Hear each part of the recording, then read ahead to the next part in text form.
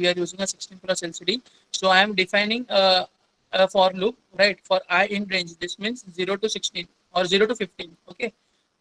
So for I in range, LCD width, and again I'll give here a data. Okay, first of all, we defined the command line. Now we are defining the data here. So LCD underscore byte, and then we'll define it as ORD. Okay, ORD, then message, and we have a message of we have a array, right? So what we can do is we can define an array here and write I here. Okay. Then I'll close this thing. Now, can anyone tell me that what is ORD used for? If anyone knows what is ORD used for.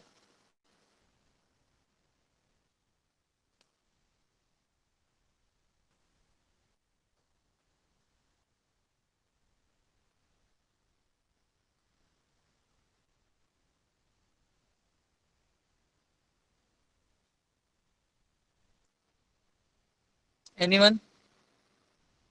You can also search on internet what is ORD used for and then answer. Raw string. Anyone else?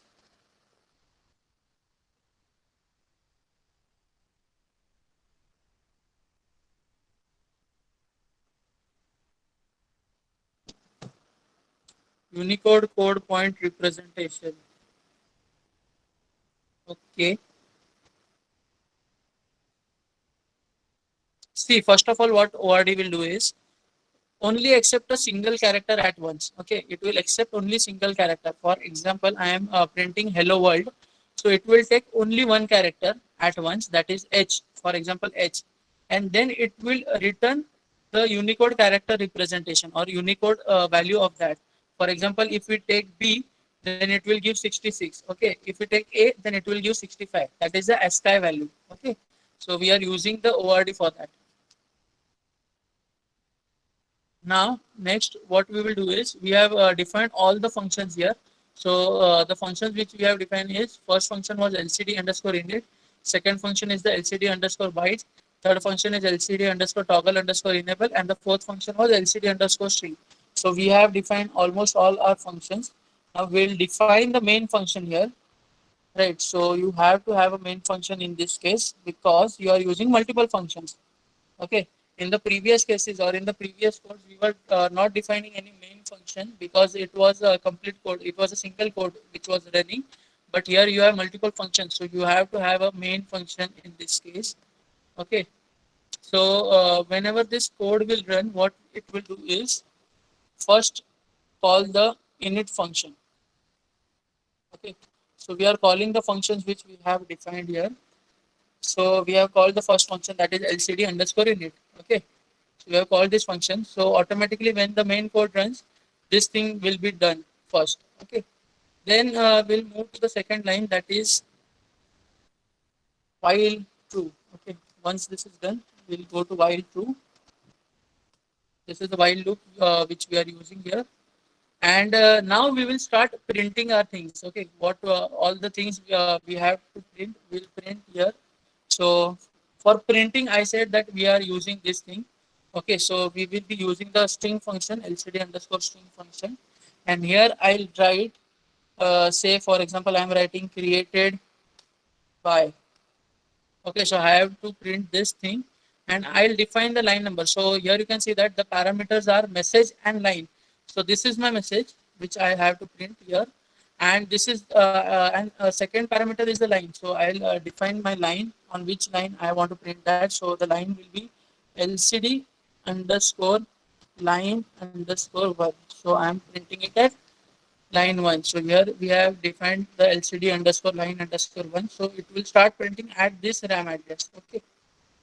So this is the first line which I want to print. Then what I'll do is copy this thing and I'll print something on the line 2. So I'll change this to line 2 and I'll write here created by Tech Connect. Okay, so this is the second message I want to print. Now, one thing you have to take into consideration that if you are printing something in the message, it should not exceed 16 characters, right? If it is exceeding 16 characters, so for example, if the number of characters are 18, so what it will do is first it will print the 16 characters, then it will print the next character. Okay, so keep it to 16 characters so that it can print at once. Okay, so after you print these two things here, so now what I'll do is I'll give a delay of say 3 seconds. Okay. So that means this thing will be printed for next 3 seconds. Okay. Hope this is clear. Now what we will do is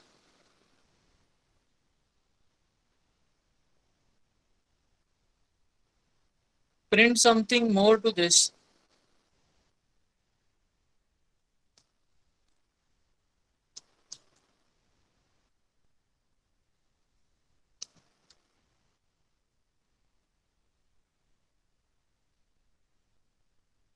So we will copy this thing and paste it here. And then we will write here, say visit.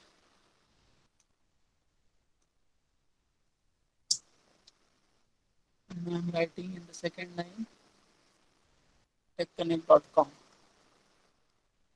Okay. So I am printing this text now. And again, I'll give some delay here.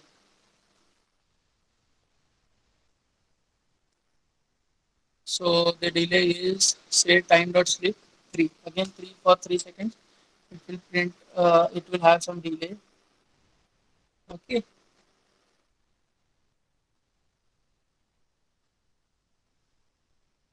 Now we will have a if statement here. If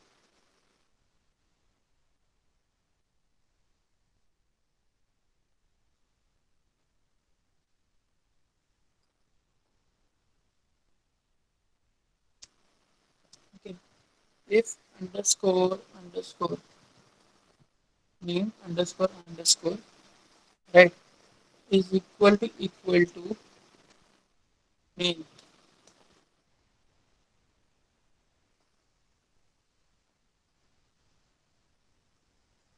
And here also we have two underscores.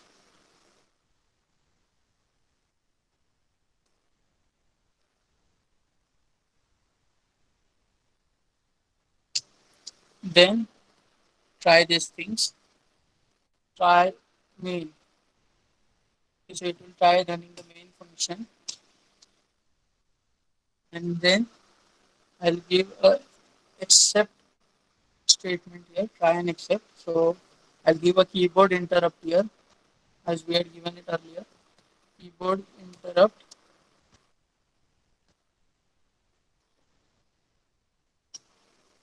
and then here we can write it as pass. Okay, so we are using the pass thing here, and this will pass to finally. Finally, okay, and what we will write here is lcd underscore byte, and we will send a command that is 0x01, and here we can write lcd underscore command. So can anyone explain me what is the last line saying? Only the finally statement, that is lcd underscore byte, what it will do. If you have paid attention to the lecture, so you will know what is this statement for.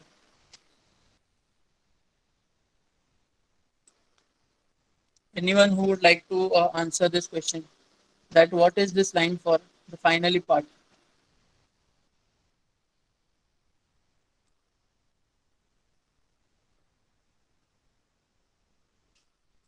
End communication. Okay, anyone else? Okay, clear display. Exactly, it is for clearing display. I had said earlier that we are using this last line for clearing display. What I'll do is I'll start commenting this the code, so you will understand much easier. We'll take this code again. I have completed writing this code. So what we will do is we will I'll explain this code again and I'll comment all the parts. Okay, so that will be easier for you. So what we are doing here is we are checking if the name of the function, right? If underscore underscore name underscore underscore. So this is a specially language, a special language defined name, right? So what we are doing is if we are checking that if the function name is equal to main, okay. So if it is main, then what we have to do is try running the main thing. That is the main function. If you are able to run the main function, then it is okay, or else what you have to do is pass this statement, that is accept keyboard interrupt and pass this statement, so it will pass to finally. So finally is also a keyword, right? These are all keywords: if, try, accept, pass, finally. So it will pass this to finally, and what finally will do is clear the keyboard, sorry, clear the LCD. Okay. So for clearing the LCD, we know that we are using this line, that is LCD underscore byte 0x01 LCD underscore CMD. So this is the command for clearing the LCD. Okay. So what we'll do is first I'll ask whether you have any doubts. If you have any doubts, you can ask your questions here, or else I'll repeat this code because it is a big code. So I'll repeat this code again. I'll explain it again, and we'll write some comments here. Okay, so it will be easier for you to understand. Anyone who has doubts regarding this, then we'll define. Then I'll tell you how to define this as a function, and then as Amod said that no, not Amod. Anjan said that is there a library to make this code simpler? So what we will do is we will define our own library, and then we can use this library again and again in order to have the same example or different examples. Okay.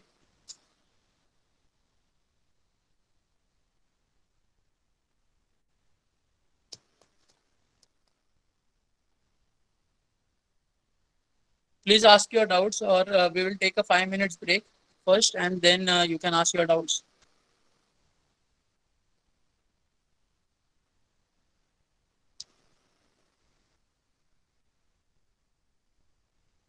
Okay, you don't have any doubts regarding this.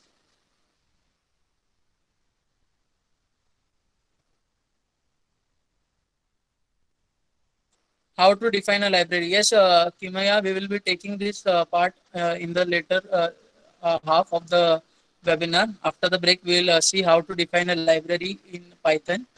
Okay.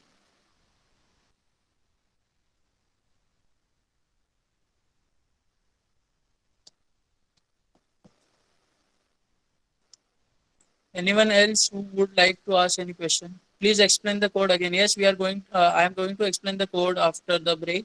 So I'll be explaining the code again, and I'll be also writing comments for this code for every single line. Right? We'll write the comments so that it is easier for you to understand this thing. I'll be sending the code with the comments part, right?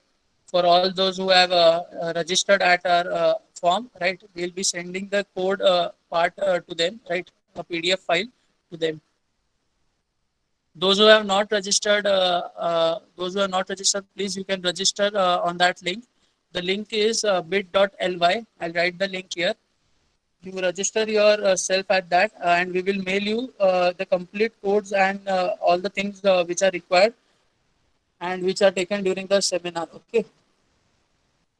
So this is the link, that is bit.ly/AER code. You can go to this link. Just you have to enter your details there, and we will mail you the code today or tomorrow. Okay. We will be mailing you the codes by tomorrow.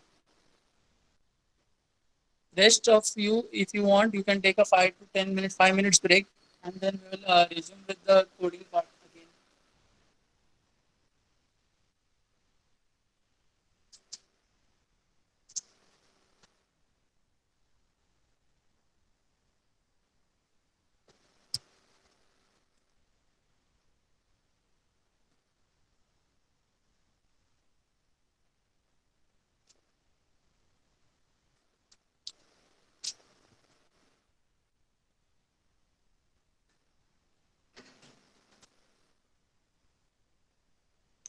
If you have any doubts regarding any project, how to do a project on Raspberry Pi or any other thing or any other questions regarding embedded system or machine learning also or anything, you can ask your doubts here. Okay.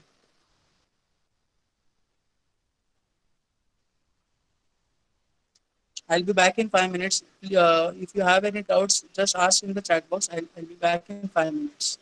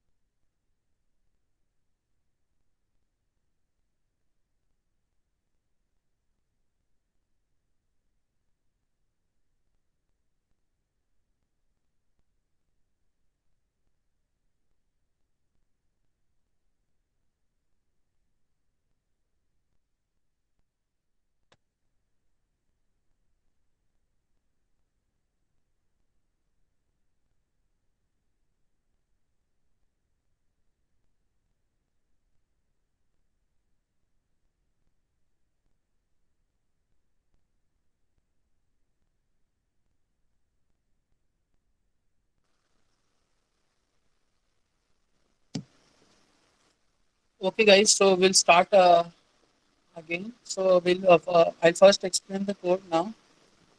So first of all, we had seen. Okay, am I audible, guys?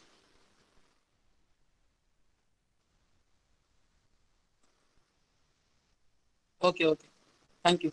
So first of all, we'll see that what libraries which we have used here. So this is the first library which we have used. That is the import time, right? So it is for the time. It is for the delay purpose, okay, and for counting the time and all. The second library which we are used is the systematic management bus library, right? The SM bus library for communication purpose, okay. Here we are using the I2C communication interface. So for that we are using this SMBus library, right? Then we started defining our variables. Okay, so the first variable was I2C underscore address. So this variable is used for defining the address of LCD. Okay, so if you have any errors in this case, right here, if you have any error, so you can alternatively use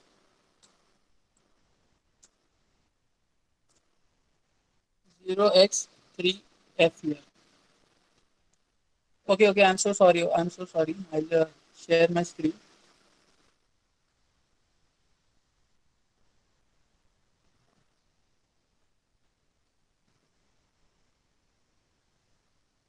Okay, okay.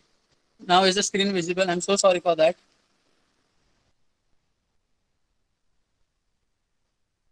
Okay. So the first line. was import time, right? The import time was used for importing the time library, right? And the second line was SM bus, that is the systematic management bus library, which was used for the communication purpose, right? We are using the I2C interface here, so for that we are using the SM bus library. Then we started defining the variables here. So the first variable was I2C underscore address. Okay. So here we have 0x27 as the address. Okay. So it may be 0x27 for you, or it may be something else. You can also check it in the Raspberry Pi, or else what you can do is use this variable, right? Use this value 0x27. If the LCD doesn't work for you, then you can alternatively use this value, that is the 0x3f value. Okay. Then the next thing was the LCD width. Okay.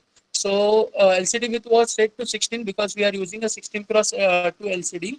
Right. We are using a 16 cross 2 LCD. Hence, the max number of characters in one line will be 16. Okay. Hope this is clear to you.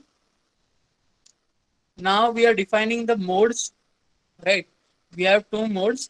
That is, the first mode is for sending the data, right? When you want to send data, you have to use LCD underscore CHR, right? For that, the value is 1. And the second mode is the command mode, right? It is used for sending commands, right? So we have two modes here. So the first mode is for sending data, that is LCD underscore CHR is equal to 1. Here, what you can do is you can also use a single value, single variable. But when you use a single variable, what you have to do is every time you have to remove the comments and all. So we are using two variables here, right? The first variable is LCD underscore CHR. Okay, that is if it is 1, then you are sending data. If LCD underscore CMD is equal to 0, right? The value is 0 for that. So that is for sending commands. Okay. Then we have the line numbers, right? We have a 16 cross 2 LCD. So for the first line, the address will be LCD, I'll write in capital, LCD RAM address for first line. Okay. Similarly, for the second line, this is the address. Okay. So these are the two RAM addresses for the first and the second line. For example, if you are using I2C LCD with 4 lines, so you need to have to define more 2 lines here. Next is the LCD underscore backlight. This is used for switching on the backlight. Okay, switch on backlight. Then we'll copy this thing and paste it here. Okay, this is for switching off the backlight. Okay, this line is for switching on, while this line is for switching off the backlight. But we want the backlight to be on, hence we are commenting the complete part. Okay, so this complete part is commented. Next, this is used for enabling the bit. Okay, so this is the enable bit for enabling the enable pin, or for starting the enable pin, switching on the enable pin. So we are using this instead of using 0B40 and 0100 value. You can also use, see, when you write 0B as the prefix, it will be a binary number, right? When you are using 0x, it is the hexadecimal number. If you are using 0O, it will be an octal number, right? And if you are directly defining it, then it is a decimal number, right? So here we are defining it as a binary number. You can alternatively define it as a hexadecimal number too. Okay. Next, we have the E pulse and the E delay. So these are the delays. Okay. This is the delay 1, and this is the delay 2, which we will be using afterwards. So you can also define a single delay because the value for both the delays is same, right? So you can also define a single variable here. For example, say you are only defining this thing, no need of defining this thing, but here we have defined it separately, right? So you can do that also. Next, we have the bus is equal to smbus dot smbus. So we are defining a bus here. Okay, so we are using this SMBus module. Okay, in Python you call them as module, right? The libraries are also called as modules here. Okay, so we are using this module first, SMBus, and inside that module we have various functions. In every module we have various functions which are defined. So we are using the SMBus function here. Okay, this will see the if the value inside this SMBus function is zero, right? So if you are using a Revolution 1, Rev 1 pi will use value 0. Okay. And for Rev 2, so if you are using a Rev 2 pi, then you have to use the value as 1. Okay. So this will define a bus for you. Okay. So this bus will be used for communication purpose. Now we need to have some functions defined because we are not using a library. We have to define every function here. So first of all, we'll define the init function, that is the initialization function here. So for initializing the LCD, this is the function which is defined, that is LCD underscore init. Okay. So here we are defining some values here. Okay. So the first value and the second value, both the values are used for initialization. So you can use any value out of this for initialization purpose. Both the values are okay. So you can use any one value at a time. No need to use two values, but we are defining two values here for initialization. Next comes the cursor direction variable. Okay, so for changing the cursor direction, you can use this thing, right? Then at the fourth point, we have the display on, that is for switching on the display on. We will be using this thing, right? Then we have the fifth thing is for setting the data length, right? And the number of lines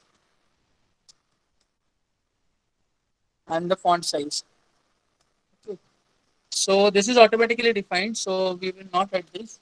We'll only consider data length and number of lines. So your data length is, see, for example, if your LCD is 16 cross 2 LCD, okay. So your data length will be 16 and number of lines will be 2, right? If your LCD is 20 cross 4 LCD, so your data length will be 20 and your number of lines will be 4. Okay. Then the next thing was your clear display thing, right? So for clearing display, we were using this, and this is a delay. So we are not writing anything here. As you all know that time dot slip here will be the value of e delay, that is 0.0005. So we need a small delay there. So we are giving a delay there. So we are not writing anything here. Next we have, okay. So here what we are doing is we are defining the high bit and the low bit. Okay. So I'll write here high bit, and similarly here we will write low bit. And the functionality of what is the functionality of writing a high bit is this, and this is the functionality of the low bit. So what it will do is written here. Okay. Next part is the LCD toggle enable. Okay, so you have to define this thing as it is, right? You don't have to make any changes to this. So what we are doing here is we are toggling the enable pin here. Okay, so LCD has an enable pin over it. So we are toggling that pin, right? It is a software toggle, right, which is taking place here. So what it will do is, first of all, it will switch on the enable pin and then switch off the enable pin. So we are also not writing anything here, right? This you have to define it as it is. Okay, you don't have to change anything here. Then next part comes this LCD underscore string. Okay, so this is the main function which we are going to use for writing to our LCD, writing data to our LCD. So here you have two parameters, right? So I'll write here that the first parameter is a message, which means the sentence or word that you have to print. So I'm writing the sentence you have to print. And the second thing here is the line. Line means on which line? Okay. Printing needs to be done. Okay. So we have defined this thing here. So here is the message, right? So what I am defining here is the message will have a maximum length of LCD underscore width. Okay. And every time this thing takes place, right? So the message is set to nothing, right? When you put quotes, right, without anything between it, so it is like clearing the garbage values. Okay. So here we are clearing the garbage values. Okay. So here we have some error. Okay. Here you can see that a bracket is there. Don't need this bracket here. Okay. So what we are doing here is we are clearing the message thing. Okay. The message variable. We are not clearing the garbage value of the message variable here. And as I said, L just is used for left adjustment. Okay. So the thing will, your message will start from the left side, right? And the maximum number of character that can be printed is equal to the LCD underscore width.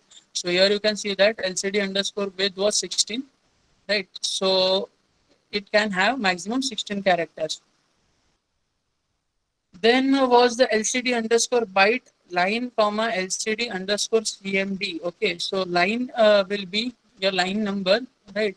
And what type of command you are giving to it. So we had defined a for loop for that, right? So for loop started from I in range LCD width, LCD underscore width. So when you define a range like this, that is when you give the maximum value. So here, see, I'll explain how this takes place. So here it is written range bracket LCD width. Okay, so range and bracket LCD width. Okay, so here will be the value 16 because the value of LCD width is 16. So the range will be as follows. When you write range 16, it will be automatically 0 to 15. Okay, it will start from 0 and it will go up to 15. Okay, so if you define here 0 comma 16, this is another way of defining your range. So when you write 0 comma 16, then too it will be 0 to 15, right? Because the last number is not taken into consideration, right? So you can say that it is like a set, right? It is like a set which has 0 included and the maximum value, that is 16, is not included. So here we will have, if you have studied your sets, okay, in set you had, if you use a square bracket, then that number is included, while when you use a parenthesis, that number is not included in the set. Okay, so it is similar to that. Now we'll go to the next part here. So LCD underscore byte ORD message I. Okay. So what it does is when you define the for loop, okay, when you define the for loop and you give a range, so the range is defined as this. Okay. So we will have values such as 0, comma 1, comma 2, comma 3, comma 4, comma 5, comma up to 15 here. Okay, and when this is defined in square brackets in Python, it is a list. Okay, so this becomes a list of numbers. When it is in parenthesis, it is a tuple. Okay, so these are different data types which are used in Python.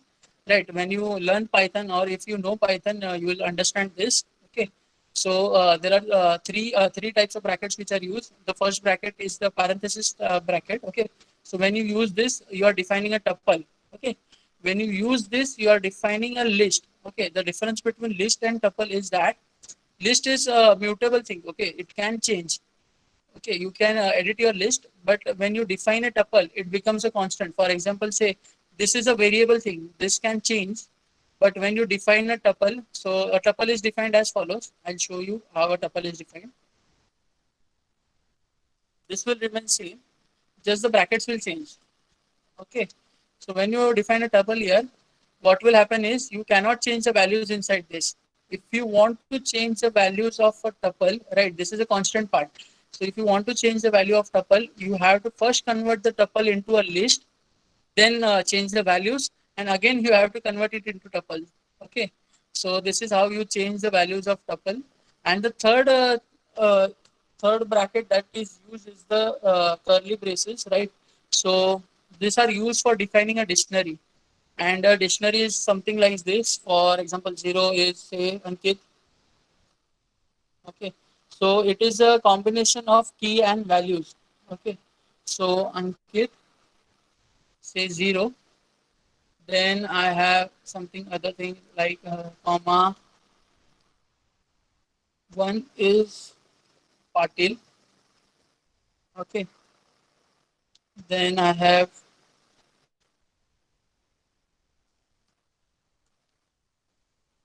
two as Tech Connect and so on. Okay, so here zero, one, and two are the keys. Okay, and Ankit, Patil, and Tech Connect are the values, right? Each key may have or may not have a value, but you have to define keys uniquely, right? You cannot define two similar keys. If you define two similar keys, then the most recent key will be taken into consideration. Okay, it will be overwritten. So if you write zero Ankit and then again you write zero and someone's name afterwards, so what it will take is it will remove this value and then it will take the next combination. So these are the three types data types which can be used, right? You have more data types in Python, but these are the most common ones. So when you define a range, a list is defined, okay, and the list will contain all the values of the range. Okay, so what happens here is from that list we are taking one value at a time. So for example, when you have the list as 0 to 15, okay, so first value which will be taken is I equal to 0, then I equal to 1, then I equal to 2, and so on up to I equal to 15.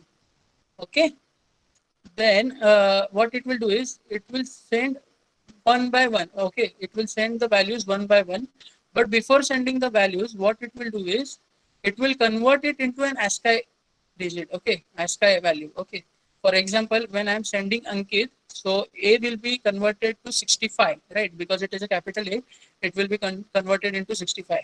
So ORD, what ORD is doing is it is converting my alphabet into a ASCII value, right? And then it is sending. So here we are using LCD underscore command CMD. So here you can see that it is sending a command.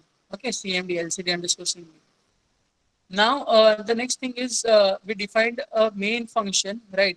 As I said, when you define multiple functions, right? Multiple functions, you have to have a main function, right?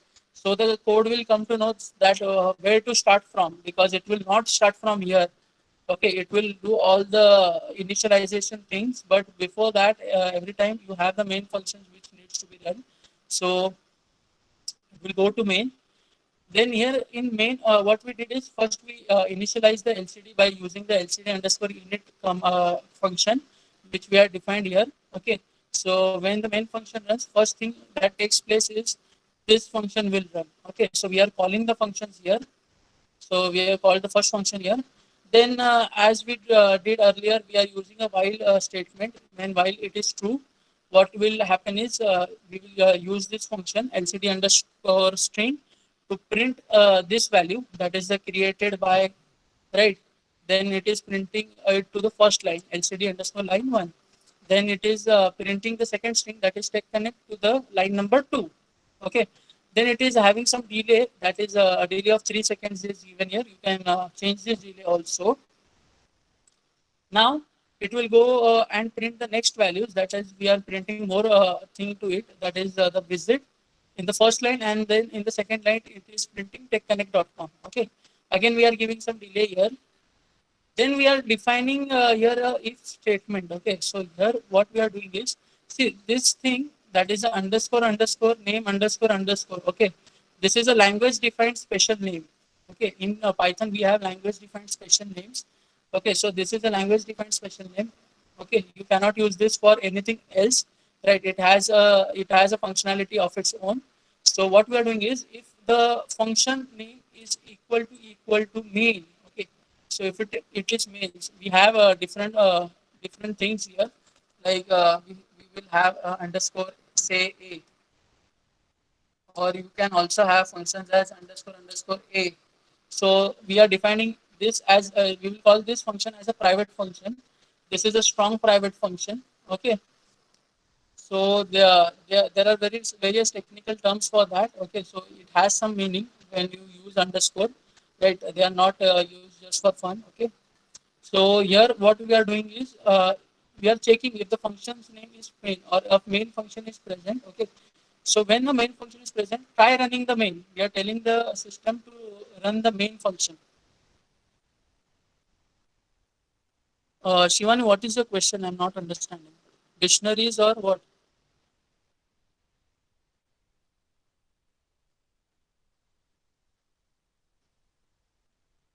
Okay, so we'll move forward. So we are trying to run the main function here. Okay, if the main function is there, it will run the main function. Okay, and we are having a except condition here, right? When you give a keyboard interrupt, it will pass this to finally. That is, it will pass it to finally. That means finally what will be executed is this thing. That is the clear statement. Here we have defined a clear statement, right? So it is defining, sorry, it is calling that function. Okay. So in this way, we can print our data to LCD. Okay. So first of all, we'll see the video for this. Then I'll tell you how to define a library in Python. Okay. So now we will go to the videos. I guess previously we had used the LCD where the color of the no, we haven't used the LCD function. I guess. Okay, we had used. So there the color was I guess blue. Here now I am having a green display. Okay. So here we can see that there is a Raspberry Pi. All the connections are made according to the circuit diagram. Here you have the Ethernet cable for using the laptop as monitor, and here you have the power pin. Okay, for powering the Raspberry Pi. Now what I am doing here is I'll print the data to the LCD. So here you can see that it is showing visit techconnect.com. So I have already run the programming in it. So here you can see that it is showing created by TechConnect. Okay. And then it is showing that visit techconnect.com. So this will run in loop till your program is running. Once you stop your program, so this will be cleared and it will stop printing anything to the display. Okay. So if you have any doubts regarding this thing, you can ask your doubts, okay?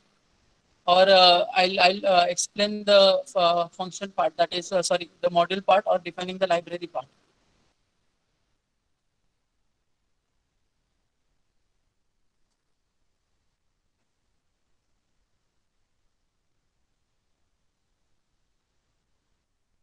Guys, if you have any doubt, you can ask your doubts now, or else we'll move to defining a library part. So what we have to do here is, see, first of all, what we have to do, if you want to run this program, we'll save this program as, say, lcd.py. Okay. And I'll copy this program or I'll move this program to my Raspberry Pi and just run it by using the statement Python space lcd.py. Okay. So that's it. And then what we saw in the video, the same output you will see on your LCD. Okay. So the only changes that you have to make while writing something to your display is that this part. Okay. Now here I have written created by TechConnect, visit techconnect.com. Here you will change what you want to print. Okay. So only the only changes in your LCD program or the code will be this part. So you have to make changes in this part only.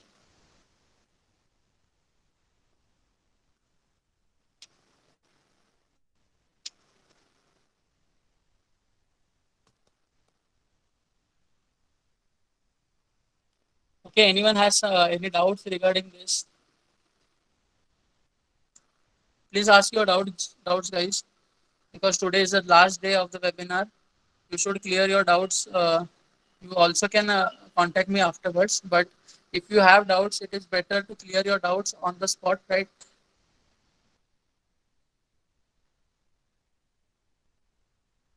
Anyone, Sayed, Saib, anyone who wants to ask some questions? Amod,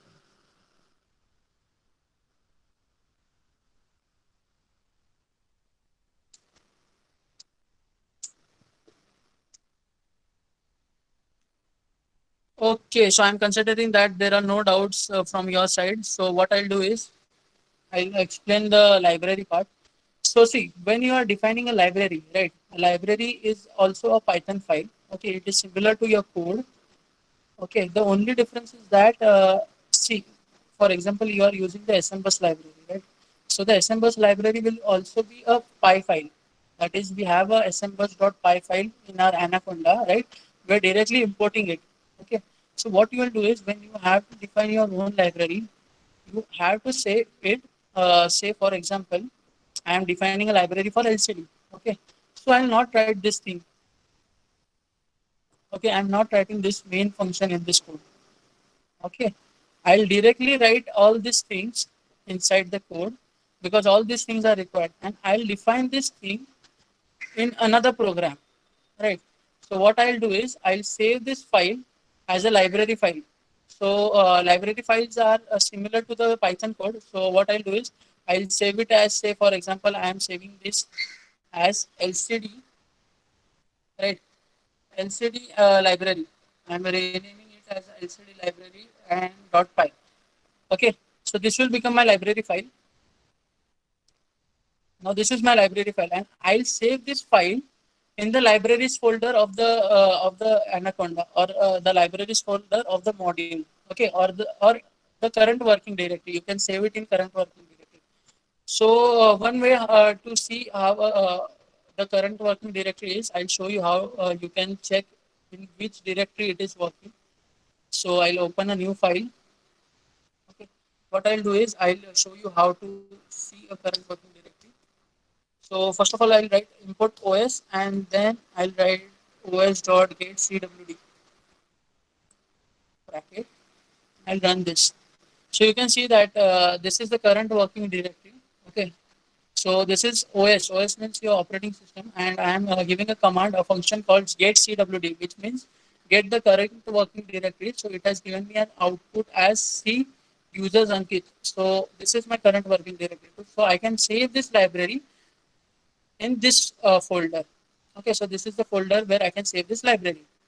Now what you have to do is when you write the code for printing something, okay, when you write the code for LCD, you don't have to write all this part again. Okay, you don't have to write this part and this part again. Directly, what you will do is you will define a main function and start writing this.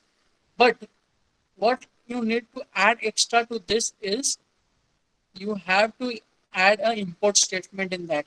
Means you will write import. Your library name will be now. See, you have saved the library as LCD library. So I'll write LCD library. So what this will do is automatically import all the code from this part. Okay, this Python file into your this Python file. Okay, and then you can start writing your code here. Okay, so you write your code here. So this is how you can use this thing again and again without writing it multiple times. Okay. So anyone else who would like to ask any doubt regarding this?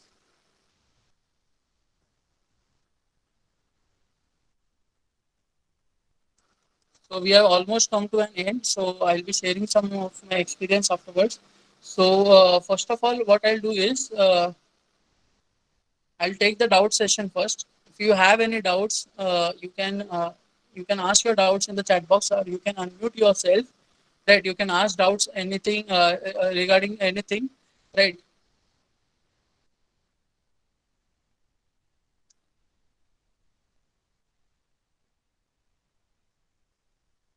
guys, please ask doubts if you have any doubts, or else we'll move to the next part.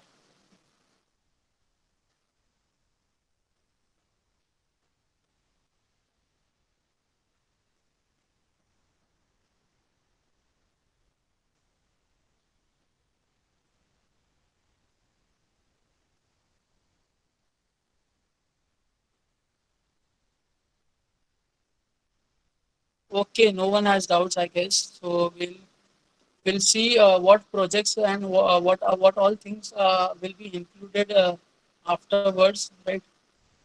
So here you have the Raspberry Pi Advance, right? This was just the basic of Raspberry Pi. You can do many more things in Raspberry Pi, right? We only saw some of the sensors and some devices in Raspberry with interfacing with the Raspberry Pi.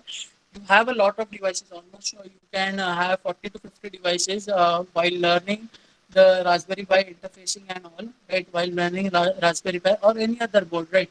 You can have multiple things in that, right? Then you have various projects for Raspberry Pi. For example, projects like interfacing of camera with the Raspberry Pi for emotion detection purpose or for facial recognition purpose, for crowd detection purpose.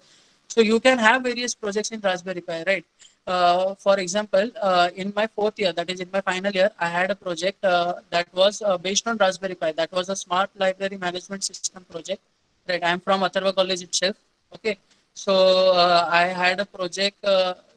I'm from EHTC branch, so I had a project that was smart library management system, where we had a library, right? We had a library in which we give books. So we had defined some special RFID cards for that, and we had a two-factor authentication there. That is, we had used RFID cards as well as we had used a fingerprint sensor with the Raspberry Pi, right?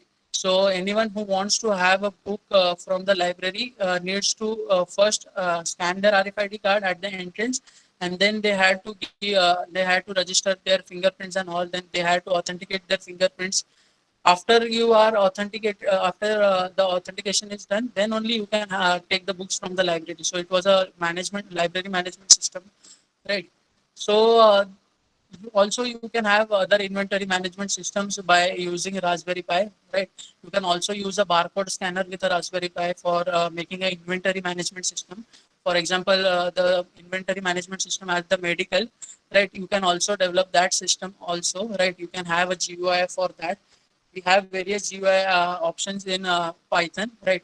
For example, you can use the TechInter library, or you can use the PySimple GUI library, or the QtPy library. There are various libraries, and you have multiple options in Raspberry, right?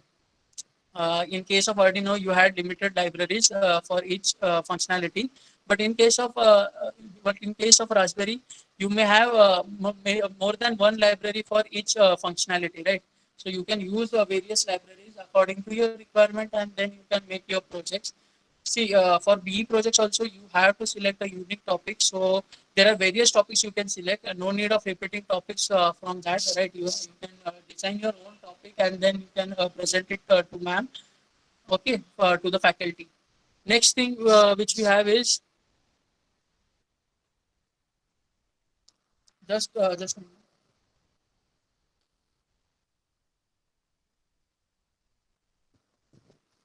Okay, so next what we have is the project products and the applications for this. So you can also define it as a product, right? Okay, audio is not clear. Atharva is saying that audio is not clear. For everyone, the audio is not clear, or for only Atharva, it is not clear. Please let me know.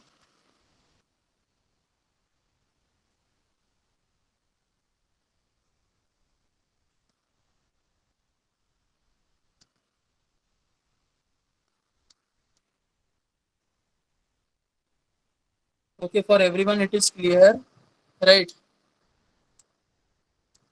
Just give me 1 minute. Okay.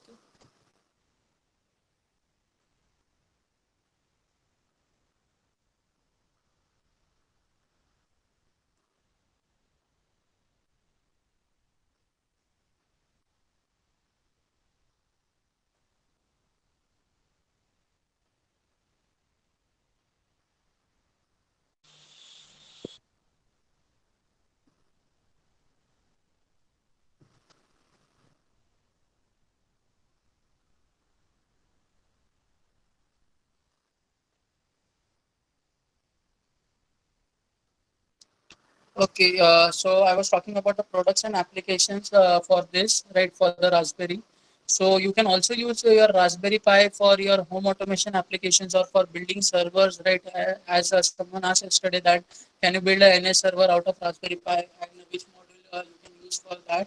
So yes, you can build your servers also on Raspberry Pi. You can have multiple Raspberry Pis also, right? You can have 2 to 4 or more than that Raspberry Pis which are interconnected to each other, and they can make a distributed system right? So you can have multiple products also based which are based on Raspberry Pi. Only thing you need to take into consideration is the cost of the Raspberry Pi, right? Because the cost of the Raspberry Pi is more as compared to the other devices or other boards that we saw, right? So you have to take that into consideration while taking a project also and while designing a product, right? Because the cost should be less, right? It should be more efficient, right? It should have it should support more advanced system. It should have different interfaces. So you need to take many things into consideration while designing a product, right? You cannot say that you cannot say afterwards that this is not there or that is not there. That is not the reason what you can give when you define design a product, right? So you first of all you have to have the planning phase while designing a product, okay? So whenever you are designing any product or any project also, right? When you are designing your project, what we call problem statement for your project, what you need to take into consideration is what outputs will you have, okay? So first of all, you'll take what actual applications you have in the system. Okay. So for example, I'm designing a system where there are multiple things. Okay. So what I'll do is first of all I'll write all the things which are required. Right. According to that, I'll start designing my system. So in our webinar, we saw that we were interfacing only single systems. Okay. So we were using, for example, a gas sensor at once, then we use a PIR sensor, right? But when you are using multiple things, right? For example, you are using 4 to 5 sensor, 4 to 5 input-output devices, etc. So in that case, you need to take into consideration the input-output pins, the number of input-output pins, or the processing speed of the device, okay? The processing speed of the board, everything you have to take into consideration because for example, if you have some multiple codes that needs to be run at once, for example, you have 2 to 3 codes that needs to be run at once. So you won't write 2 to 3 codes for that. Okay, you will write a single code, but there you will have a interrupt service routine, ISR routine, which will be designed. Okay, so you can have multiple codes running at once also. Okay, for some application it is required, so you have to you have to take into consideration everything, that is the hardware and the software which you are planning to use. Okay, so these are the things which are mainly required for designing a project or a product or a application, right? Then you have the power ratings and all, okay? So that are also taken into consideration because for projects you will run the project for say only 10 to 15 minutes, okay? Or you will then afterwards you will keep it aside. But in case of products, what you need to take into consideration is that it will run for say 24 by 7. It can run for 24 by 7 time. So you have to take into consideration the heat dissipation, okay, the current that is being used, okay, or the voltage across some devices. Everything you have to take into consideration because this should not happen that if your device is running 24/7, it starts heating and then it catches fire. So that will be a very bad system, okay, and it can cause any damage also. So you have to take into consideration all that things also. Okay, the analog electronic part and the power electronics part needs to be taken into consideration. So you can't say that only after I have knowledge regarding the Python or only after I have knowledge regarding embedded system I can design anything. Okay, so there are multiple things that need to be taken into consideration while designing a product. Okay, guys. So if you have any doubts regarding anything, you can ask me your doubts in the chat box, right? If you have doubts regarding the projects and all, what projects can be done, or regarding what we had done earlier in the 5 days, please ask your doubts. Afterwards, we'll start with another thing. So please ask your doubts here, and then we'll move forward. Anyone who would like to ask questions, because I have some questions the, that were present in the registration form, so I'll answer that too.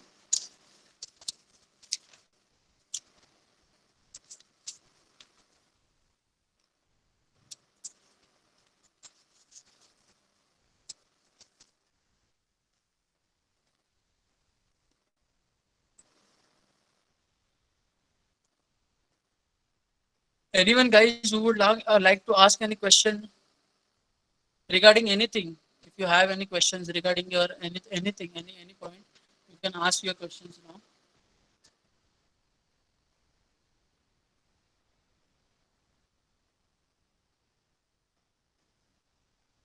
Okay, Soham is asking that how is ESP different from Raspberry Pi? See, ESP and Raspberry Pi are completely different things, right? They are SoC boards, but they have their different functionalities, right? In case of Raspberry Pi, first difference which I would like to tell is that the cost of the board, right? Then the size of the board, right? Then size of the boards are different, right? Then the third part is the input output pins which are used. For example, in ESP we have the different type of input output pins, like we have different logic which takes place, right? For example, we have analog pins in case of ESP directly, but in case of Raspberry Pi we don't have analog pins directly. We have to use a logic level converter, right? So depending upon applications, we can use ESP or Raspberry Pi as per our requirement. For example, if you are considering, for example, if you want to make a automation project, right? For automation project, you won't buy a Raspberry Pi, right? Because it is costly. Also, it takes more size, right? For example, if you have a modular board at your home, that is a modular socket board where you plug in your devices, okay, for powering, or the switches, right? So that can occupy that can only accommodate a small device inside it, because there are multiple wires which are present inside the power board, okay, power sockets. So at that time you cannot place your Raspberry Pi board inside that. Also, if you use a Raspberry Pi board inside that, what will happen is, as someone had asked earlier, that do we have to use the heatsink for the Raspberry Pi, right? So in that case, what will happen is, if you are putting your Raspberry Pi inside your socket, right, your main socket, then what will happen is it will start dissipating heat, and it will heat on, right? It will generate a more heat, and it can catch fire. So in that case, you have to use heat sinks or fans for that, right? Which will increase the space, increase the size of the board, okay, size of the device. So in that case, what you will do is you will use a ESP board because it is serving the same purpose. So you have to take multiple points into consideration. Okay. So Dhirendra is asking which board is better, ESP32 or ESP8266. So if you take into consideration, ESP32 is better as compared to ESP8266 because it has more number of pins on it, right? You don't have to have a mux in that case, right? For example, consider that if you are using ESP12 board, okay, and you have multiple sensors which you want to use in analog mode, okay. In that case, what will happen is you only have one analog pin, right, in ESP12, and you want to use multiple sensors in that case, okay. So you cannot use multiple sensors because only you have one pin. So what you have to do is you have to use a multiplexer in that case. So the multiplexer that you can use is, for example, say CD74HC4067. Okay, this is one kind of multiplexer which you can use, right? This multiplexer can multiplex a single pin, right? A single pin in up to 16 pins. So even if you have only a single pin on your ESP12E, you can convert it into 16 pins by taking 4 select pins. Okay. For example, if the number of select pins are only one, if you are using one select pin, so the number of multiplex pin will be 2 raised to 1, that is 2. Okay.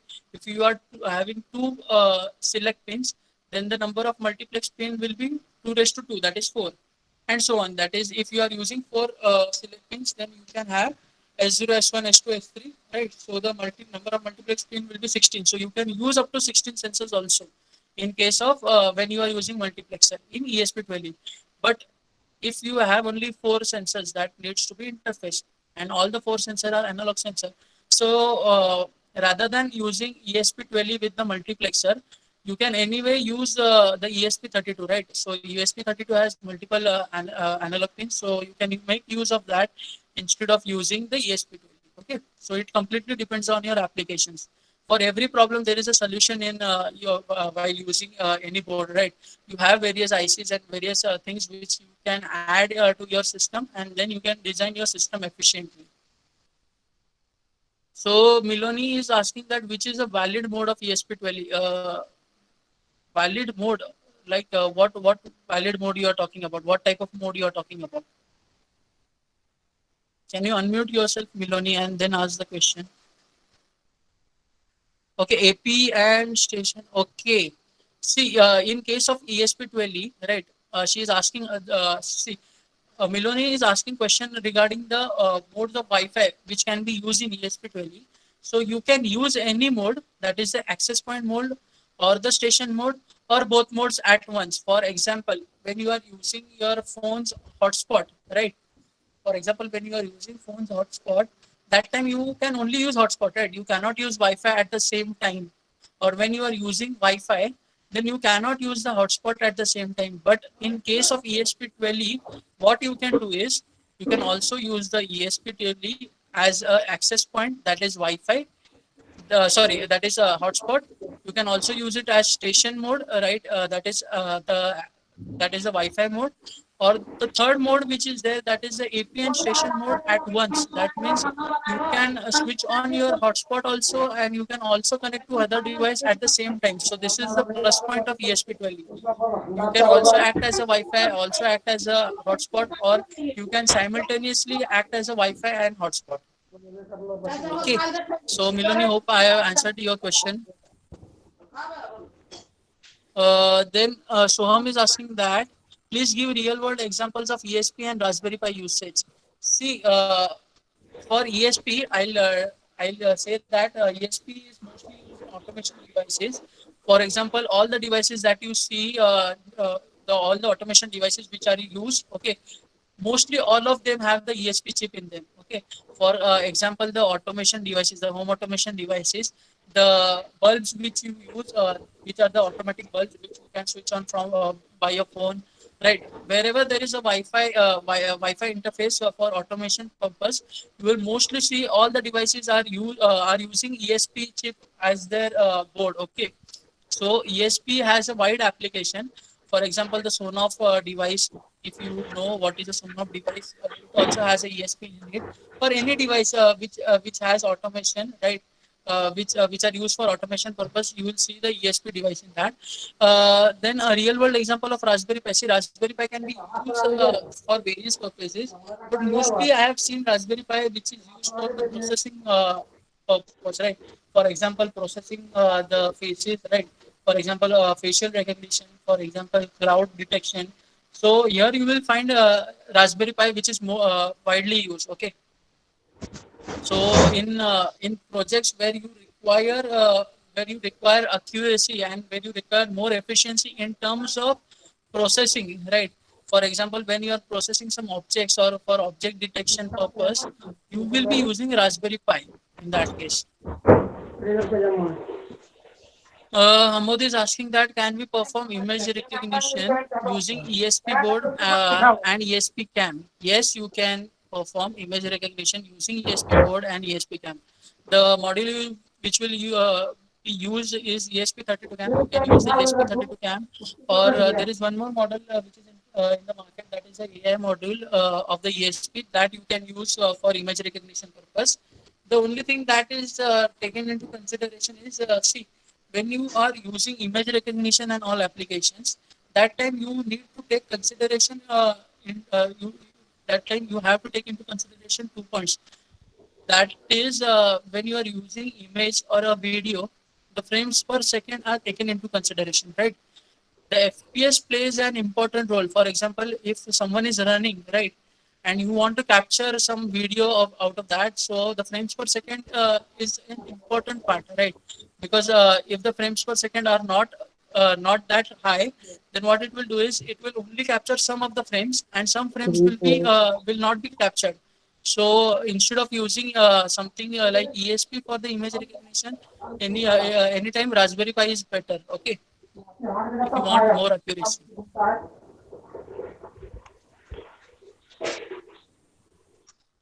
More questions?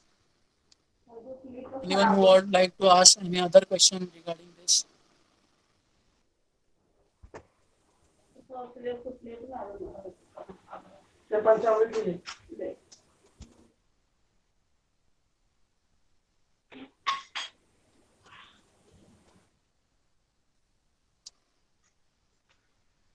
Okay, so someone had asked a question in the registration form that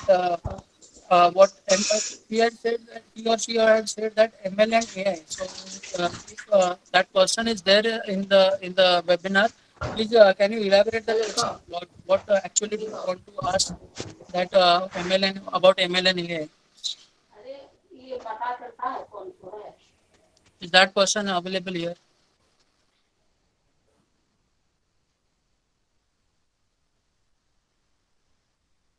Okay, I guess that person is not there here.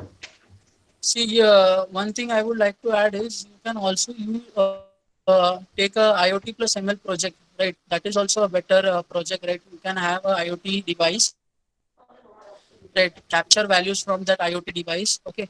Store it to your database and then use that database as your data set for ML analysis. That will give you a good experience as well as see. It will also increase the chances of getting a job because mostly for jobs they would be asking your what project you did in your final year, so you can have a IoT plus ML project because these are the trending topics. Okay, so consider in taking that project which would serve you afterwards too. Okay, so that there you can have a IoT based system which is collecting data of various things. For example, if you are taking a project where say where you are taking values of air pollution, okay, you are capturing the value of air pollution in different regions or in a single region. Say if you are capturing values of air pollution in say Mumbai, and then what you will do is store this value to your database. You will collect values for next 2 months or 1 month, right? So you have a huge data set there, right? Then this data set can be used for machine learning purpose also. So this will give you experience regarding both IoT as well as ML. Okay, so try considering such projects in your final year. Okay, so that will help you afterwards too. Okay, anyone would like to ask question or should I hand over to ma'am now?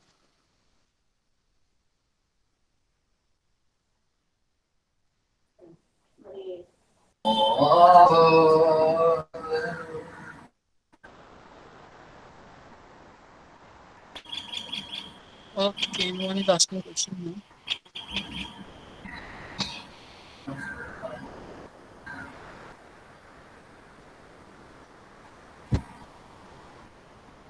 Thank you, sir. It is for sure going to help us to build our mini projects and DE projects. We would like to know how can we pursue our career in this field and what are the various opportunities in this field.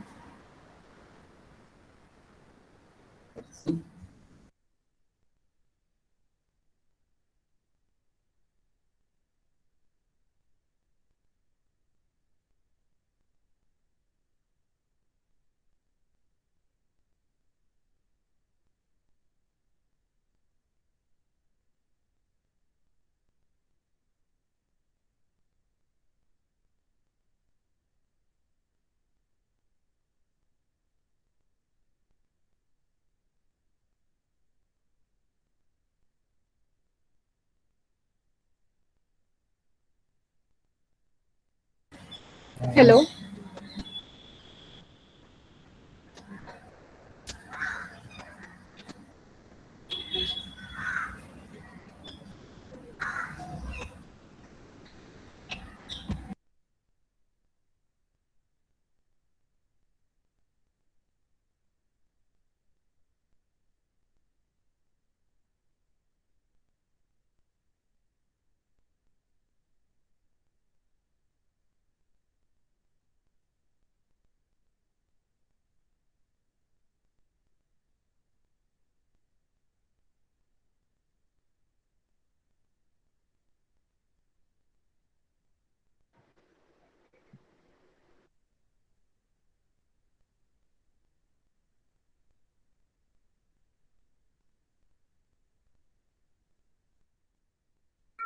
Hello, Ankit sir, are you there? I think, sir, you have muted yourself.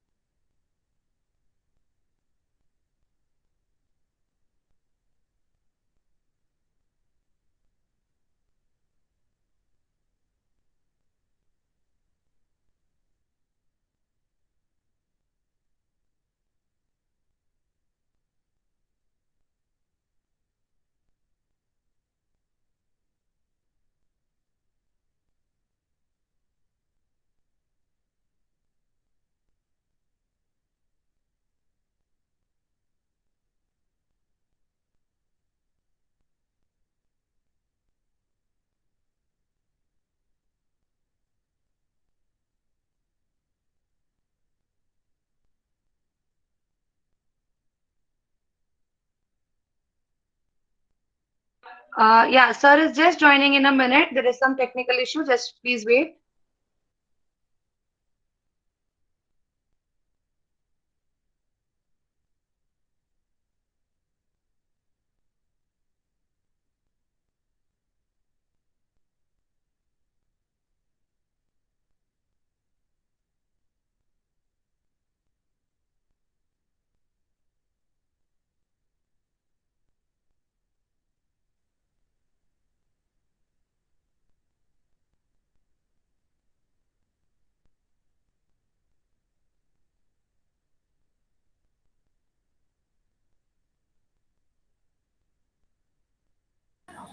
Yeah, sir is back. Sir, we would like to know how can we pursue our career in this field and what are the opportunities in this field?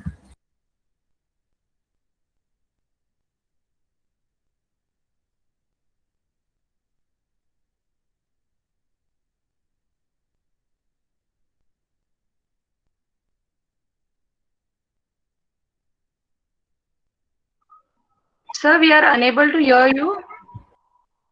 Sir, I think you're muted. Okay, okay. Now, am I audible? Yes, sir. Hello? Yes, sir. Yeah, yeah, yeah. Okay, so I would like to start from my 11th standard. That is, when I was in 11th, I had a vocational subject, right? That vocational subject was electronics. Okay, so that was the first time when I had done a project, right, for a mini project for my 11th and 12th, right? So that was the first time when I used these electronic components, and then I started to develop interest in that, right? I started to develop interest in that. Then I joined Atharva College of Engineering, right, from 2000 to 2014 to 2018, right. I was there in Atharva for my BE, right. I was pursuing BE in EXTC, right, from Atharva. There we had mini projects too, right. So in the third year we had mini projects, and there were various webinars and all, and internships which I had done, right, during that time. So one internship was of the BSNL internship, right? The BSNL which we had done at Nashik. So there I had developed interest in networking things. Okay, we had done internship from college too, right?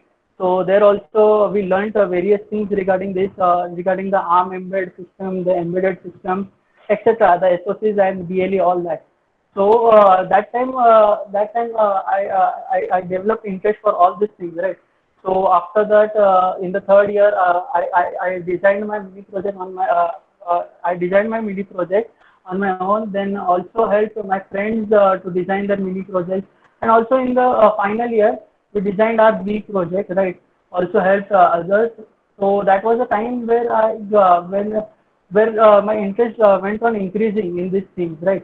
So I decided to have my career in this field, right? But mostly all the companies that came to our college were IT companies, right. The first company that came to our college at that time in 2018 was the Accenture, right. So I was there for the Accenture placement drive. There I was selected, right. I was given a role as a associate software engineer. Okay. After that company, I also applied for many other companies, right? I was not satisfied with that role, right? I was not satisfied, so I then applied for NSC from college itself. Also, I applied for full campus drive, right? So one thing I saw there that in every company, right? I applied for Accenture, Infosys, LTI, okay, NSC TCS, etc. So I had applied for many companies, and one thing I saw there is that mostly they give you roles not in the core field. Okay, they gave you roles in the IT field. That is, for example, I joined Accenture, right? Out of all these companies, I joined Accenture. So my role there was being a EXTC student. My role there was of sales and distribution in the SAP system. Okay, SAP. So you may have heard of SAP there. So what I thought was after doing EXTC from EXTC engineering, right? After I became an EXTC engineer, what I am doing here was the question that arose to my mind, right? So that was the time that then what I thought that I should start something of my own. Okay. So there I was for 7 months in Accenture, and there I had a role of SAP sales and distribution. Okay. So then I started my own firm after the 7 months, right? In April 2019, sorry. In April 2019, I started my own firm, that is the Tech Connect Technologies. Right. From that time, I am the director at this company. I left that job and then I started pursuing here. So one thing I would like to tell is that if you are from electronics, electrical, or the EXTC branch, right? So at that time, what you need to take into consideration is that what skills do you have, right? For example, if you have a good coding skills, right? In my case, it was like I had a good coding skills as well as good hardware skills. That is talking about the core thing. Okay, so you have to take into consideration what skills do you have. Then you have to decide that where you want to go. Okay, so regarding that, what I would like to tell is you will find various IT companies which will offer you job, right? But for the core thing, you will get only some companies will offer you job. Okay, there are very few companies which will offer you job in core, and they will also require some experience. So what I would suggest is you can actually join a startup company or a small company which offers you a core job, right? Firstly, you will get some low salary in that, but if you are there in the core job, right, after 2 or 2.5 years, you will start getting good salaries. Okay, so it is not like that you don't have scope in core companies. There are various things that can happen in core companies, and these core companies are also billion-dollar companies. Don't consider that if they are giving less salary jobs, then they are not billion-dollar companies. Okay, so you have various big companies which are there, right? As I said earlier, that you have various scope in that, and you have a good if you have a good domain knowledge, you can anytime join a core company. Okay, so first of all, what you need to do is, see, I have seen that mostly students, they are doing is they are not taking anything into consideration while they are in college, right? They do not attend lectures. Okay, so they are not interested in any other field. Right, you need to do some certification courses also while you are in college, right? You should do internships, you should do some certification courses, so that what it will happen is you will build a good resume. That is, you will build a good CV of your own, right? Which will help you later. For example, if a EXTC engineer knows Python also, so it would be a plus point, right? If he knows C, C++, and Python, it would be a plus point in that case. Okay. Not only Python, you also have various things that you can learn. That is, for example, you can have Python knowledge, you can have data science knowledge, machine learning knowledge, or anything other than that, like C, C++, Spring, Hibernate. There are various technologies around you, right? You have multiple number of technologies which you can pursue, right? So what you have to do is you have to gain all that knowledge also. Okay. Second thing I would like to talk is that you should start preparing your aptitude, quantitative aptitude, because that is the main thing where students fail. See, we are also given a training for the TCS Ninja. Okay, our company had given a training for the TCS Ninja placement. Okay, so there we saw that students do not have knowledge regarding quantitative aptitude too, which is very basic, right? The 9th standard, 10th standard students also have knowledge about that. It is a 9th standard, 10th standard mathematics. So you have to take into consideration everything, right? From your quantitative aptitude to your communication skills, you should have good communication skills, right? If you are talking something, right? If you are talking something, be confident, right? If you want any job, right? You are not telling them anything, right? You have to have some confidence while you are talking to them. Okay, if you have confidence, they'll surely select you. Okay. So in this domain, that is the Python domain or the embedded system domain or IoT domain, or the machine learning domain, these are all trending domains nowadays, right? So you will have more number of jobs coming in the next few years. For example, you can say that if you have heard that the Jio would be starting some IoT devices this year. Okay, they have invested a lot in IoT devices this year, so you would get jobs there. Okay. So what you have to do is you have to first check which are the trending domains, right? What is the future in that? And afterwards, what you can do is you should start take training in that field. Okay. there are various things that are organized by our college, right? Every month there are various things which are organized by our college. You can join that thing. That you can also contact us. We also provide courses, right? So you can also contact us, or you can have anything. You can visit any website or something for online learning too. Okay. So it completely depends on you that what type of training are you taking. You should have a certification course from that, right? You should get a certificate so that you can add it to your resume. You should be very active during your college years. Then you will get a good job. Okay. And no need of taking tension here. Okay, you will get a good job. Just you have to take into consideration that you have to build yourself, right? You have to build your resume perfectly so that people will know that what all things you are knowing, right? So that's all what I would like to suggest you, right? Talking about the technology things, you can surely connect to us, right? We also provide courses in various domains, right, for the machine learning and everything. So you can also connect to us. We also provide certification courses, right? So these are all certification courses, and we also provide internships, right? So you can also join us as an intern. We'll surely give you internships, and you will also get a letter from us so that it will also build your resume. Okay, so that's what I would like to talk about this. Okay, that's it. So I'd like to hand over it to ma'am.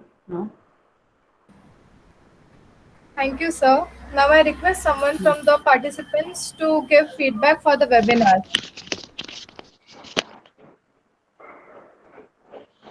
Hello everyone. Am I audible to everyone? Yes. Yes. Being SE student, the topic introduced in the webinar were totally new to me and I found them interesting too. Learning about this will help me understand how this device actually works and not just in theory. In addition to that, it will provide me much needed practical hands-on experience, which is grossly missing from the engineering curriculum. I think I can easily set up not only one Linux computer, but also enhance my CLI skills. I can also make super inexpensive web servers that run from home and accessible from the internet. The skills learned doing this are directly applicable to most companies' production setups for development, deployment, etc. It created interest in me to learn more about Arduino and Raspberry Pi. I would request faculties to keep more practical sessions about the same once the college reopens. Thank you. Thank you, Divya. Now, anyone else who want to give feedback? Is there anyone?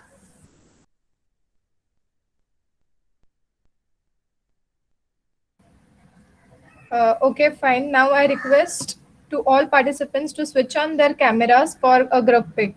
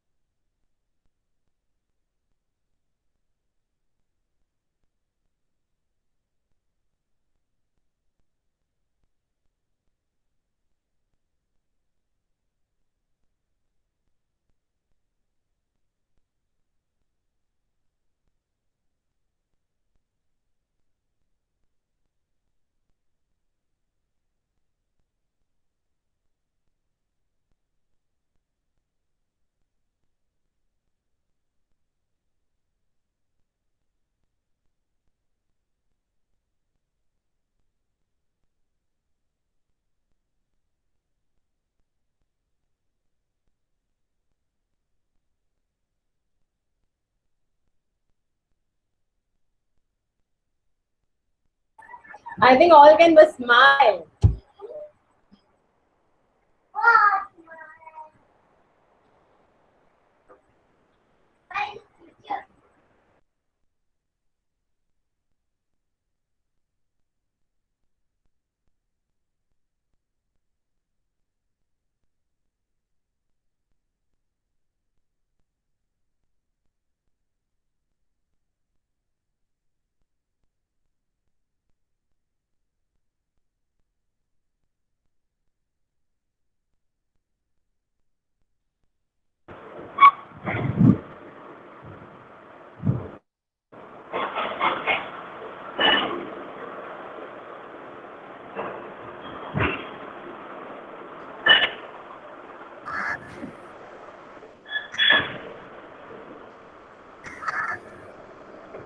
are done. We are done, Aditi. Okay. Thank you. Now, please mute.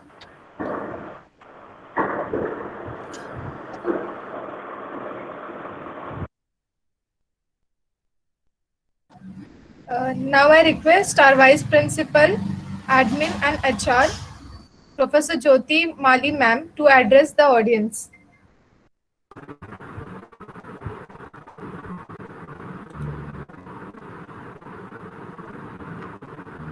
Thank you, Aditi, for giving me this opportunity. Am I audible? Yes, ma'am. Okay. Yes.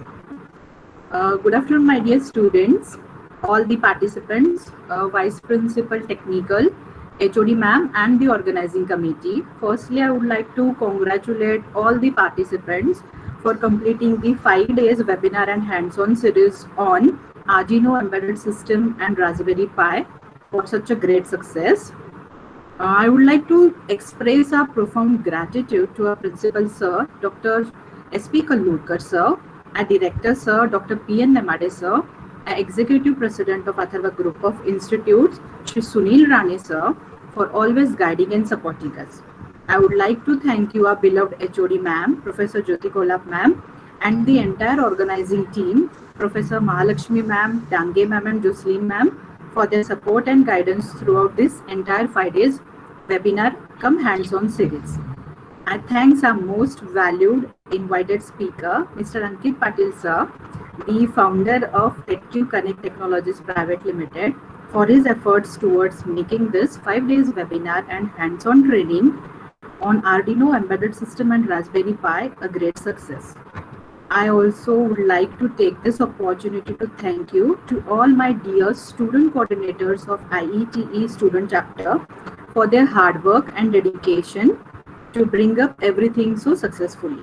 I hope all the participants have gained some insights of what is embedded system, what are different core fields in embedded system, how practically we can approach it, and what different applications we are using through the embedded systems. In this entire period of webinar. So I end my speech with a beautiful quote by a philosopher: learn as though you would never be able to master it, hold it as though you would be in fear of losing it. So again, I congratulate to all the dear participants for completion of this course. Thank you. Thank you, ma'am. Now I request Jyoti Kolap, HOD of EXTC department, to address the audience.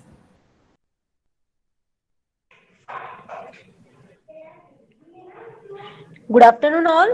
Am I audible? Yes, ma'am. Yeah. So, all the participants, since last 5 days, you are attending this session webinar. So, I thank you, every participant, each and everyone. Thank you for attending this webinar.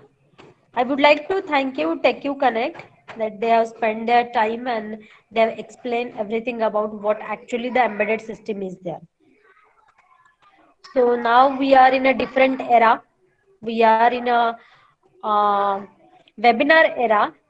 First, we was thinking ki how we could do the subject like embedded system on a webinar. So previously we did the webinars that on a theoretical part. Okay, but before we were thinking about how we are going to do that. But after seeing your response, that we can see that subject like embedded system we can do through the webinar. And thank you for the TechU Connect, and specifically thank you for the IET committee. So they are working from last 5 days. They are working, all the student committee members and the faculty coordinators. And I think this one is their third webinar they are doing, whole and soul by IET student committee.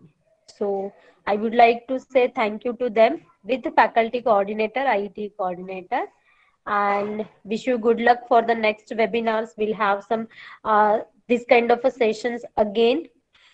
Okay, so thank you all. Thank you very much. Thank you, ma'am. Now I request Professor Mahalakshmi Palinze to take over the session and give vote of thanks.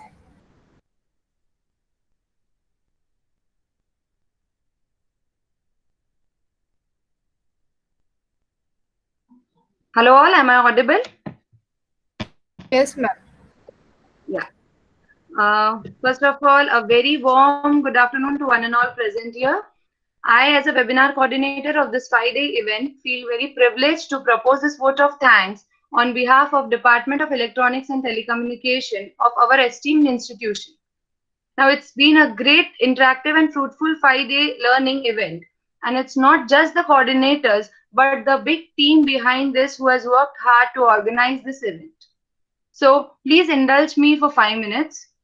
Firstly, I would like to express my gratitude to our Honorable Shri Sunil Rane sir for his constant inspiring words that he always says to be innovative and to be productive. And this vision and his commitment has inspired us to organize this event in this pandemic situation too. Now, easy, but to organize, such kind of hands-on training is very difficult. So knowing all the limitations, we tried to organize this workshop for a very first time online. Now, moving forward, I extend our sincere thanks to our director, Dr. P.N. Nimare sir, for his constant support, and our dear principal sir, Dr. Shrikant Kallurkar sir, who spared his precious time with us and graced the occasion for the first day with his keynote speech. I would also like to thank our beloved HOD ma'am, Professor Jyoti Kolak ma'am, for being the backbone and constantly motivating us. Now, behind every successful event, there lies efforts put by people who have worked to organize it. Hence, I like to take this opportunity to acknowledge, the team, that is the workshop in charge, Professor Jyoti Mali ma'am and Professor Samuel Jacob sir, and the workshop coordinators, Professor Dange ma'am and Jocelyn ma'am, for all the help that they have rendered.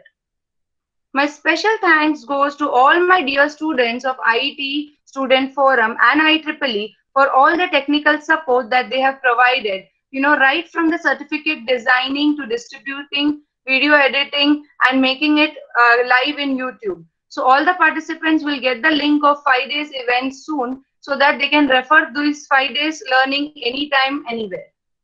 Now, finally, I would like to thank Ankit for, and he deserves a big round of applause for conducting such a informative and interactive workshop. Thank you, Ankit. You have covered all the basics, of Arduino, embedded and Raspberry Pi, and also you have covered the hands-on project. Yeah, thank you so much, ma'am. So we are looking forward, to arrange such more workshops and webinars with your company in collaboration with other engineering.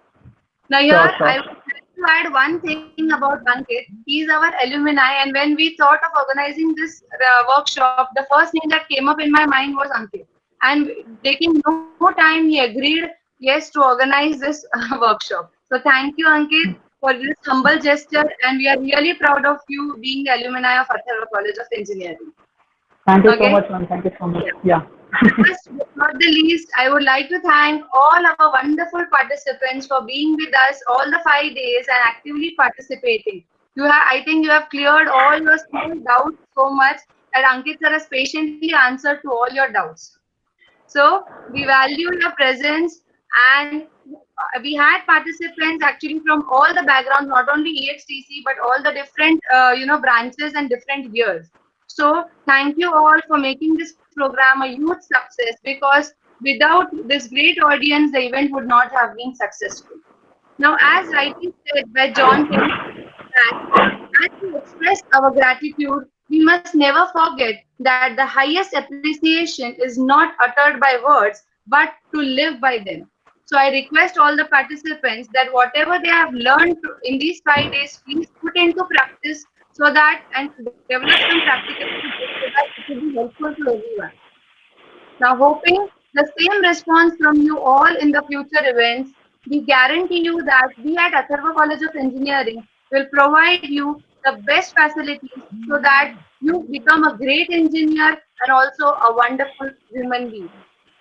So, we as humans, always do our best in the worst situations.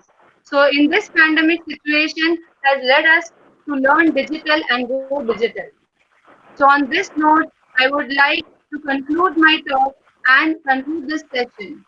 So I request all the participants to fill the assessment form and the feedback form, share with you so that you get the certificates, as soon as we fill the feedback form. So thank you all for being such a wonderful audience and making this program a grand success. Thank you. Stay home, stay safe. Goodbye to everyone. I conclude the Friday event over. So we'll soon see you back again. Thank you so much. Take care. Thank